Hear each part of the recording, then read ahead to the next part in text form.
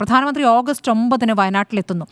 ആവശ്യങ്ങൾ പരിഗണിക്കും, അതിൽ ഒരു മാനദണ്ഡവും നോക്കില്ല എന്ന ഉറപ്പാണ് പ്രധാനമന്ത്രി അന്ന് നൽകിയിരുന്നത്. പോയിട്ടിപ്പോൾ 35 ദിവസമായി.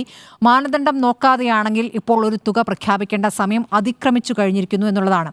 അതിനുശേഷം, അതായത് ഈ പ്രധാനമന്ത്രി പോയതിനു ശേഷമുള്ള തൊട്ടടുത്ത ദിവസം കൊടുക്കേണ്ടി വന്ന കണക്ക്, അതായത് ഒരു തുക അറിയിക്കൂ എന്ന് കേന്ദ്രം ആവശ്യപ്പെട്ടത് പ്രകാരം കേന്ദ്രത്തിൽ കൊടുത്തിരിക്കുന്ന മെമ്മറാണ്ടം, അതിൻ്റെ കോപ്പി തന്നെ ഹൈക്കോടതിയിൽ സമർപ്പിക്കുന്നു. അതാണ് ഉണ്ടായിട്ടുള്ളത്. ഈ വയനാടുമായി ബന്ധപ്പെട്ട കാര്യങ്ങൾ കോടതി പരിശോധിക്കുന്നുണ്ടായിരുന്നു. അതിൻ്റെ ഭാഗമായിട്ടാണ് ഈ മെമ്മറാണ്ടത്തിൻ്റെ ഭാഗവും കോടതി കൊടുക്കേണ്ടി വന്നത്. നേരത്തെയും വയനാടുമായി ബന്ധപ്പെട്ട വിഷയങ്ങളിൽ കോടതി കൃത്യമായി ഇടപെടുന്നുണ്ടായിരുന്നു. അവിടെ ലോണുകൾ പിടിച്ചെടുക്കുന്ന ബാങ്കുകളുടെ നടപടിയിലൊക്കെ കോടതി ഇടപെട്ടല്ലോ, ശക്തമായി പ്രതികരിക്കുകയും ചെയ്തു. അപ്പോൾ അതിൻ്റെ തുടർച്ചയാണ് ഇതിൽ സംഭവിച്ചിരിക്കുന്നത്. അപ്പോൾ ഇതിൽ ഒരു കള്ളക്കണക്കാണ് എന്നും അല്ലെങ്കിൽ സർക്കാരിനെ വിമർശിക്കേണ്ടതുണ്ട് എന്നും കരുതിയിരുന്നെങ്കിൽ കോടതിക്ക് വേണമെങ്കിൽ അന്ന് പ്രതികരിക്കാമായിരുന്നു. കോടതി ആ രൂപത്തിൽ അതിനെ കണ്ടിട്ടില്ല എന്നുള്ളതാണ്.